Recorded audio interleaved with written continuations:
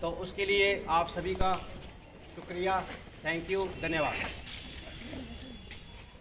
मेरा ये एम था कि जैसे अभी डे टू डे आर्मी में काफ़ी चेंजेस आ रही हैं। पहले आर्मी में गर्ल्स का स्कोप नहीं था, बट अभी जैसे लास्ट ईयर जजमेंट आई, इस साल जजमेंट आई, जिसमें लड़कियों को एनडीए में जाने का, नेशनल डिफेंस अकेडमी में एज एन ऑफिसर ज्वाइन करने का मौका मिल रहा है। तो पहले मैं सिर्फ कुछ generic information as a student life में हमने क्या करना चाहिए, जो मैंने किया और जिससे मुझे फ़ायदे हुए, वो करूँगा बात।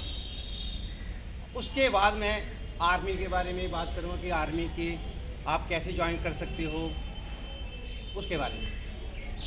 तो पहले मैं अपनी एक ब्रीफ इंट्रोडक्शन दूंगा, जैसे सर ने मुझे पहले मेरी ब्रीफ इंट्रोडक्शन दी कि मैं अभी बेसिकली मैं रिहाल का रहने वाला हूँ। मेरी स्कूलिंग जो रिहाल में हुई है 10th तक, उसके बाद 12th मैंने यहीं government high secondary school Bishnah से की थी, और अभी मैं बिश्नाह में ही रहता हूँ। मेरी वाइफ के बारे में बता दिया। आपकी तरह मेरे भी 2 डायमंड हैं, 2 बच्चियाँ हैं। दोनों मेरे जो हैं 10+2 के बाद नेशनल लॉ यूनिवर्सिटी से लॉ कर रही हैं, भुवनेश्वर कटक से। So as a golden rule जो मैंने पीछे आवाज़ आ रही है, okay, as a golden rule जो मैंने कुछ अपनाए थे अपनी लाइफ में, हो सकता है आपका उसको कोई फ़ायदा मिले। कि सबसे पहले है कि जस्ट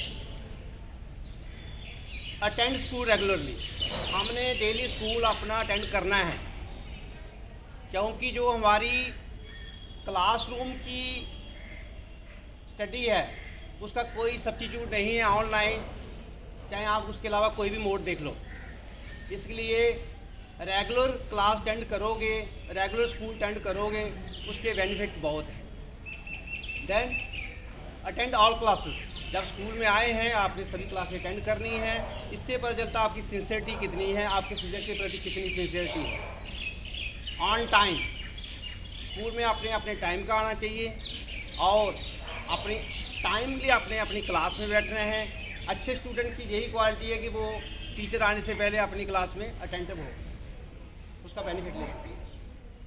देन नोट्स, जब टीचर पढ़ा रहा है, अगर आप उनके नोट्स बनाते हो, इन ब्रीफ लिखते हो और उन्हीं नोट्स को बाद में रेफ़र करते हो, उसका बहुत बेनिफिट है। बशर्ते कि हम किसी दूसरे के नोट्स बारो करें या नेट के थ्रू बारो करें, उसका उतना जल्दी आप याद नहीं कर पाओगे, उसको रिमेंबर नहीं कर पाओगे जो आपने खुद के नोट्स बनाए होंगे।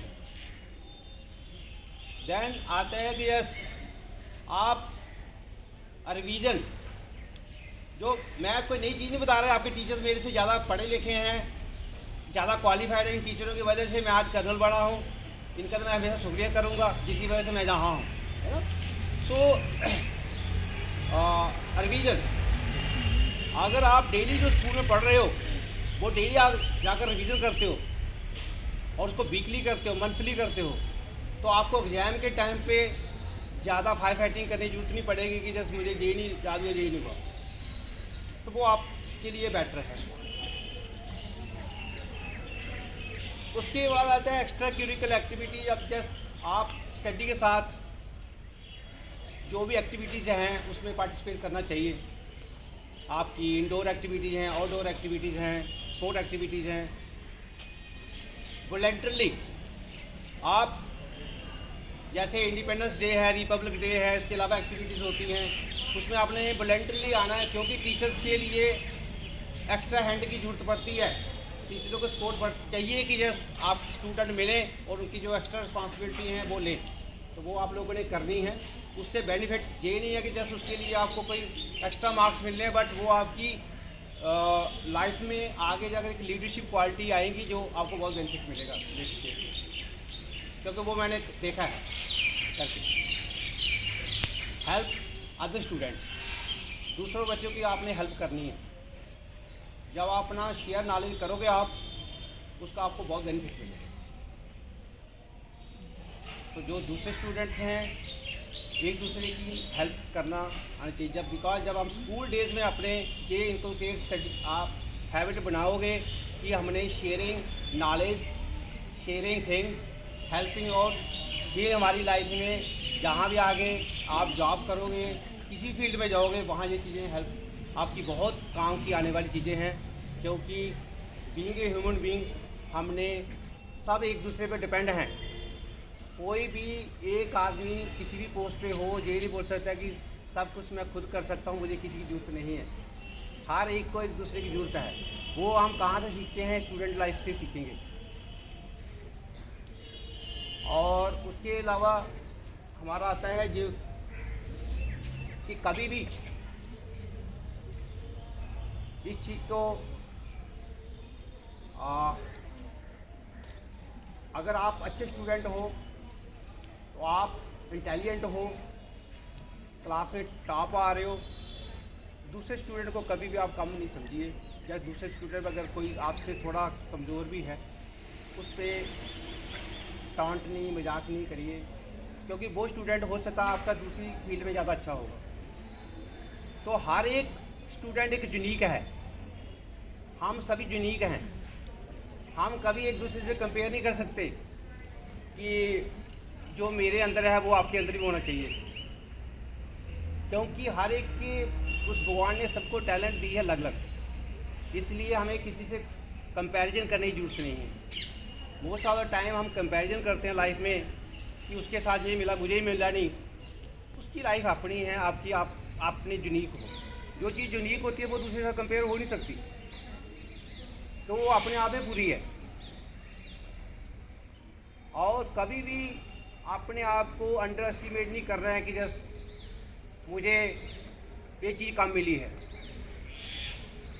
जनरली हमारी टेंडेंसी होती है, हम सोचते हैं कि जस्ट मैं एक्सक्यूजेस रहती हैं कि मैंने ये इसलिए नहीं कर पा रहा कि मेरे घर की बैकग्राउंड अच्छी नहीं है, मेरे पेरेंट्स पढ़े लिखे अच्छे नहीं हैं, मेरे पास पैसा नहीं है। ठीक है, ये चीज़ें आपकी हेल्प कर सकती हैं अगर सब कुछ हो, पेरेंट्स पढ़े हों, हमारे पास पैसा अच्छा हो।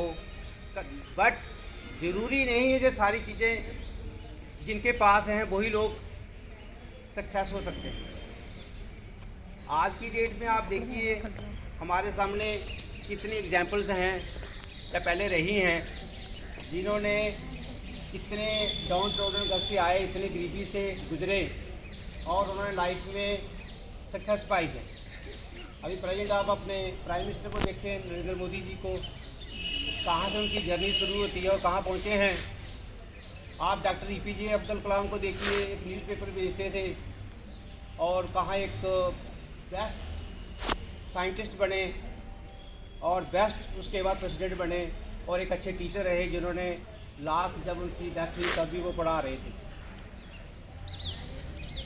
एंड उसके आप देखिए कि जैसे आप धीरूभाई अंबानी, जिनका मुकेश अंबानी है, जो हैं एक पेट्रोल पंप पे टीचर वो थे, क्लर्क थे, बट उनकी विजन था लाइफ में कि हमने कुछ करना है। आज वो इंडिया में टॉप हैं, वर्ल्ड में उनके नाम हैं। आप डॉक्टर BR अम्बेडकर को देखिए, कहाँ से चली थी जर्नी और कहाँ पहुँचा, जिन्होंने इंडिया की कॉन्स्टिट्यूशन लिखी और पहले लॉ मिनिस्टर रहे कंट्री के। तो ऐसी कोई और नहीं है। आप बाकी देखिए, धोनी को देखिए, एक TD था और कहाँ एक वर्ल्ड कप जीते और इतना प्लेयर रहा। अक्षय कुमार जिसकी हम मूवी देखते हैं, कहाँ एक बेटर था चाइना में और बेटर से वो कहाँ पहुँचा। स्मृति ईरानी का देखिए, एक बेटर थी, कहाँ से उसने शुरू किया और कहाँ पहुँचा। तो इसकी कोई एंड नहीं है, बहुत लंबी लिस्ट है। तो ये बताने का यही है कि आप के अंदर विल पावर चाहिए, आप कुछ भी कर सकते हो। ये हमारी एक्सक्यूजेज हैं कि मैं ये नहीं कर सकता, मैं ये नहीं कर सकता बिकॉज मेरे पास ये नहीं है। हमारे अंदर अगर विल पावर है और अगर हम लाइफ में कुछ करना चाहते हैं तो ये सारी एक्सक्यूजेज, मेरे पेरेंट्स पढ़े लिखे नहीं हैं, मेरे पास पैसा नहीं है, घर पे हमारी गरीबी है, मैं ये नहीं कर सकता, वो नहीं कर सकता, ये सारी हमारी एक्सक्यूजेज। मैं अपने साथ शेयर करना चाहता हूँ। हमारे 10th तक जब मैं पढ़ता था, हमारे घर में भी लाइट नहीं थी। जो दीवा जलाते हैं वो मिट्टी के तेल का जलता था, कोई प्रॉब्लम नहीं। उसके बाद अभी आप बताइए, आप में से अभी तक कितने लोग फेल हुए हैं। जनरली हम क्या सोचते हैं कि आप सोचोगे कर्नल हैं आर्मी के, अपने टाइम के बहुत इंटेलिजेंट रहे होंगे, टॉप किए होंगे, इसलिए वो कर्नल आर्मी बने हैं। बट आप मुझे पहले बताइए कि आप में अभी तक कितने लोग फेल हुए हैं जहाँ तक पहुँचने तक? कोई है बच्चा फेल भी हुआ है? हाथ खड़ा करो, कोई फेल हुआ हो कभी कोई क्लास में? सभी पास? सही पास हुए ना? है ना? एक्सेप्ट करने में कुछ नहीं होता बेटा। कभी कोई फेल हुआ है? चलो गुड। कौन सी क्लास में है? 11th में? बैठ गए बेटा। अभी मैं अपना बताता हूँ, बट मजाक में हंसना बात मेरे पर। मैं 2nd क्लास में फेल हुआ हूँ, 2nd क्लास में फेल हुआ हूँ। आप कितने इंटेलिजेंट हो मेरे से? बट वही एक मेरी 2nd क्लास की जो फेलियर थी, वो मेरी लाइफ बना के टर्निंग। उसके बाद टचवुड, एक कोई प्राउड की बात नहीं कर रहा हूँ मैं, उसके बाद कभी मैं फेल नहीं हुआ, क्योंकि वो जो 2nd क्लास की मेरी फेलियर थी वो मुझे बहुत सबक सिखा गई। और फेल का फुल फॉर्म क्या होता है? क्या होता है full form? First attempt in learning, सीखने की पहली कोशिश। तो फेल होना कोई बुरी बात नहीं है, अगर आप उसको पॉजिटिव में लें। फेल कोई नहीं होना चाहता, बट हो गई तो कोई बुरी बात नहीं है ना। फर्स्ट अटेम्प्ट इन लर्निंग, सीखने की पहली सीढ़ी। तो वो 2nd क्लास में जब मैं फेल हुआ, तो मेरे फादर भी आर्मी थे, वो छुट्टी आए हुए थे। मैं बीइंग एल्डेस्ट, घर का बड़ा था बच्चा, तो जैसे सबको पता चला, ऐसे आगे रिश्तेदार भी कि जैसे पता नहीं कौन सा क्या हुआ है। आज तो हम PhD करते तब भी कोई पूछने नहीं आता। तो सब उसी बात पंडित की तरह प्रोडिक्शन करने लगे। कोई बोलते इसको दुकान खोल देना, कोई बोलते इसको कैमरामैन बना देना। तो मैं उनके आगे के घूम रहा हूँ, आगे पीछे छोटा सुन रहा हूँ कि मेरे को क्या बना रहे हैं लोग। सो वहीं से लर्निंग आई कि नहीं, कुछ तो करना पड़ेगा। आज मैंने 8 पोस्ट ग्रेजुएशन की हुई है, बट उसके बाद मैं कभी फेल हुआ।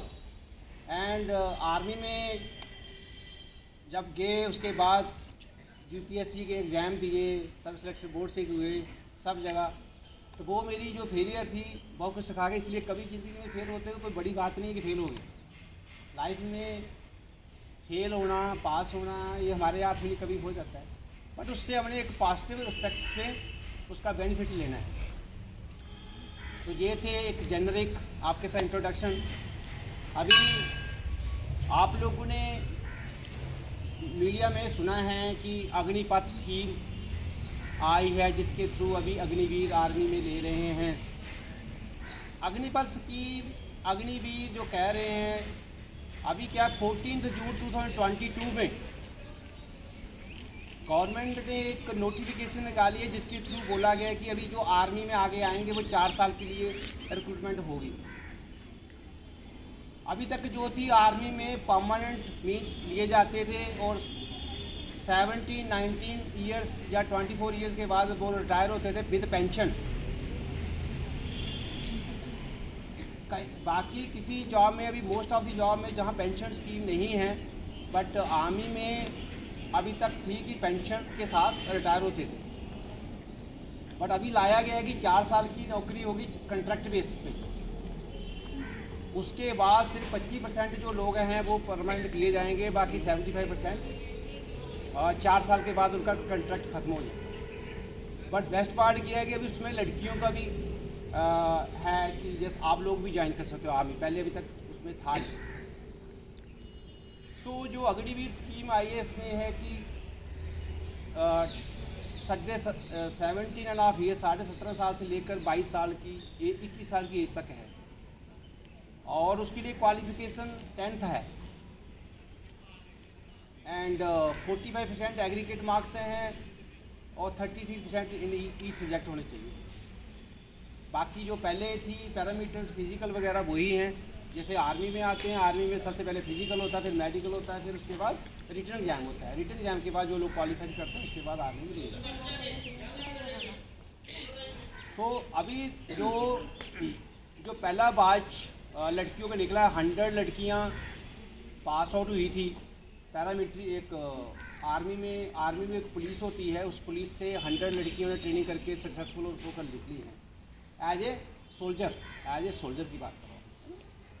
सो आगे इसके लिए देखो, आप 4 साल के लिए आ रहे हो, इससे क्रिटिसिज्म मीडिया में बहुत है कि जैसे 4 साल में आर्मी की नौकरी की जाए, क्या है। आप इसके पर्सपेक्टिव देखिए, आप एक मैट्रिकुलेट हो और मैट्रिकुलेट आपको पहले साल में 30,000 की सैलरी मिल रही है, और दूसरे साल 33,000, तीसरे साल 36, एंड फोर्थ ईयर आपको 40,000 सैलरी मिलेगी। अगर आप 4 साल के बीच में आ भी जाते हो, जो 75% लोग आएंगे, 25% उनमें पक्का किया जाएगा उनके on the merit of the उनकी जो अच्छी उनकी परफॉर्मेंस 4 साल में रही होगी। उसके बीच में गवर्नमेंट ने फैसिलिटी लाई है कि जो लोग 10th के बाद ज्वाइन करेंगे बच्चे, उनको 12th का सर्टिफिकेट देकर वो जब जाएंगे 12th पास करके जाएंगे, तो उनके जॉब के साथ उनको 12th भी करवाई जाएगी। एंड जो 12th के बाद जाएंगे वो उनकी 3 साल की ग्रेजुएशन करवाई जाएगी। उसी दौरान के बीच में जॉब के साथ साथ उनकी ग्रेजुएशन भी हो जाएगी। जब 4 साल कॉन्ट्रैक्ट कंप्लीट होगा, उस वक्त उनको 11.5 लाख रुपये मिलेंगे, मतलब 11,71,000 रुपये मिलेगा जो सैलरी मिलेगी, क्योंकि हर महीने उनका 9,000 पहले साल पर मंथ काटेंगे, जैसे काटते हैं इतना ही गवर्नमेंट देगी, तो टोटल में 11.71 लाख रुपीज़ उनको मिलेंगे जब 4 साल के बाद निकलेंगे। तो आप सोचिए कि 18 साल में ज्वाइन कर रहे हो, 22 साल में अगर आप आ भी जाते हो 4 साल के बाद, तो क्या है 22 साल आपकी पूरी उम्र बची है। आप उसके बाद बहुत से बच्चे हैं जो बहुत कुछ करना चाहते हैं, बट उनके पास पैसे नहीं हैं। तो अगर आप 22 साल की एज में आकर आपके पास पैसे हैं, आप कुछ भी करना चाहते हो, आप इंजीनियर बनना चाहते हो, डॉक्टरी में जाना चाहते हो, तो आपकी पूरी एज पड़ी है और आपने एक एक्सपीरियंस ले लिया। दूसरा, गवर्नमेंट ने 10% रिजर्वेशन, जैसे मिस्टर सिन्हा ने, जो हमारे लेफ्टिनेंट गवर्नर हैं, उन्होंने किया 10% वैकेंसीज हैं, रिजर्वेशन कोटा है इन J&K पुलिस में, शिप में किया है। बाकी जितनी डिपार्टमेंट है सभी ने 10% किया है कि जैसे हम जितने ये बच्चे जो हैं 4 साल नौकरी करके आएंगे, अग्निपथ स्कीम के थ्रू उनको 10% कोटा देकर जॉब दिए जाए। तो ये एक अच्छी स्कीम है। तो एम ये है कि जैसे बहुत चीज़ें जो मीडिया में है वो क्रिटिसिज्म हमें पता नहीं रहता है कि कैसे इसके बेनिफिट भी हैं, क्योंकि अभी तक हमारा माइंडसेट बना है कि भैया जब एक बार ज्वाइन कर ली जॉब, उसके बाद हम काम करें ना करें, 17 साल के बाद 20 साल के बाद हम पेंशन के साथ आना है, पूरी नौकरी बाइक कर लेंगे। बट ये अच्छा है कि जैसे जो नहीं करना चाहेंगे काम, जो इंटरेस्टेड नहीं होंगे वो बाहर निकलेंगे, जो अच्छा करेंगे वो वहीं 25% चलते रहेंगे। तो अगर वहाँ भी व्यस्त परमानेंट रहते हो तभी कोई इश्यू नहीं है, अगर आप आ जाते हो बाहर तभी कोई इश्यू नहीं है, आपकी पूरी लाइफ पड़ी है। इसके साथ साथ पैरामिलिट्री फोर्सेस में पहले ही लड़कियों के लिए है स्कोप। आप एक 10th पास करके पैरामिलिट्री फोर्सेस ज्वाइन कर सकते हैं, जिसमें हम BSF, ITB, CRP जितनी भी 7 आती हैं ना, इनका स्टाफ सिलेक्शन कमीशन के थ्रू एग्ज़ाम होता है। और इनका इसका पैटर्न जो एग्ज़ाम का रहता है, सबसे पहले वो CV जो computer based examination written exam लेते हैं, दैन PET कहते हैं, that is physical endurance test रहता है, फिर फिजिक्स स्टैंडर्ड टेस्ट रहता है। तो ये अगेन बहुत अच्छी है जॉब है, जो आप एक 10th के बाद आप ज्वाइन कर सकते हैं, एक अच्छा स्कोप है। अदरवाइज 10th के बाद कौन सा जॉब है हमारे पास, तो 10th के बाद आपके अपॉर्चुनिटी है। ज़रूरी नहीं है कि जैसे जो पढ़ना चाहते पढ़िए, बट जो चाहते हैं कि नहीं मैंने अभी पढ़ना नहीं है, मुझे जॉब करना है या घर की कंस्ट्रेंट है, तो जॉब करनी चाहिए। फिर उसके बाद हम टाइम वेस्ट करते रहते हैं, प्रेगनेंसी रहती है, पेरेंट्स को पता नहीं रहता, वो बच्चे बोलते हैं नहीं जी अभी पढ़ाना है। भाई बच्चा भी इंटरेस्टेड नहीं है, 50% या 40% पास कर रहा है, उसका भी इंटरेस्ट नहीं पढ़ने का, तो आगे जाकर आप ग्रेजुएशन करते हो, पोस्ट ग्रेजुएशन के बाद फिर दौड़ते हो, कहीं जॉब नहीं है, अपॉर्चुनिटी कहीं नहीं है, फिर हम दोबारा घूमते हैं कि कहीं भी मिल जाए। तो उससे बेटर है जब आपने जॉब करना है और अपॉर्चुनिटी भी देखनी है, तो आप 10th के बाद ही अप्लाई कर सकते हो जॉब के लिए और आप जॉब ले सकते हो। तो इसके लिए जो है टाइम टू टाइम इसकी नोटिफिकेशन निकलती रहती है। उसके बाद 12th के बाद है, आप 10th के बाद करिए, 12th के बाद करिए, आप दोनों में आप 12th के बाद करके इसको जॉब ज्वाइन कर सकते हो। चाहे वो आप अग्निवीर ले लो, चाहे आप पैरामिलिट्री फोर्सेस में जाना चाहते हो तो आप वो कर सकते हो। तो ये एक गोल्डन है आपके लिए अपॉर्चुनिटी। एक बार आप तैयारी करिए।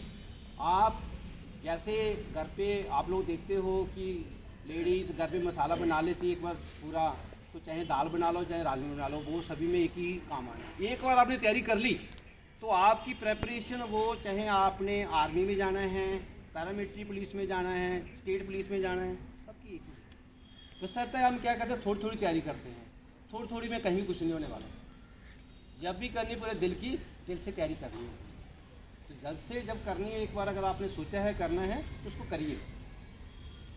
उसके बाद आता है कि जैसे जो लोग 12th के बाद ड्रीम है कि हमने आर्मी ज्वाइन करनी है as an officer through NDA, national defence academy through, तो वो 12th के बाद ज्वाइन कर सकते हैं।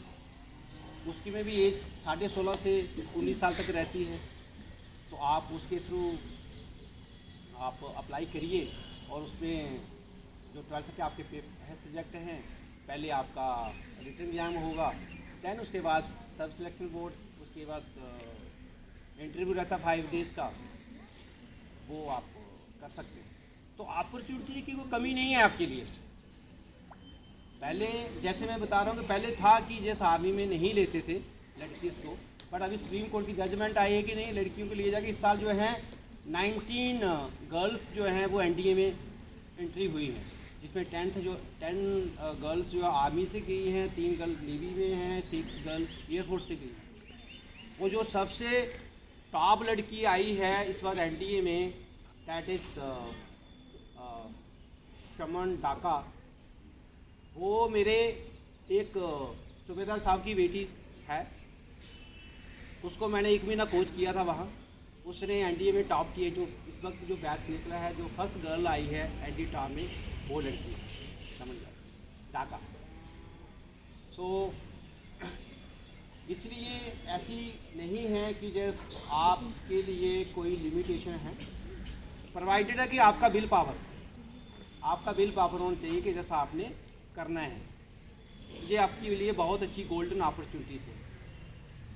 उसके अलावा आज टाइम कम है, जब कभी इसके बाद मौका मिलेगा, जो 10th के बच्चे रहेंगे और 12th के बच्चे रहेंगे, बिकॉज हमारी सबसे बड़ी प्रॉब्लम क्या आती है कि 10th पास करने के बाद हमें parents and as a student क्या है, 14 साल की एज में, 15 साल की एज में डिसीजन नहीं ले सकता कि मैंने कौन से सब्जेक्ट लेने चाहिए।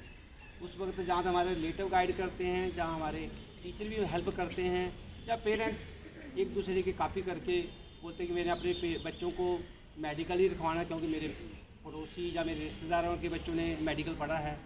दूसरे बोलते हैं कि उन्होंने नॉन मेडिकल पढ़ा है, तो वो नॉन मेडिकल, बिना ये जाने कि बच्चे का क्या इंटरेस्ट है, बच्चे का IQ कितना है। सो उसके लिए एक टेस्ट रहते हैं, जो टेस्ट कंडक्ट करके बच्चे का IQ चेक कर सकते हैं, उसके थ्रू उसका इंटरेस्ट देख सकते हैं।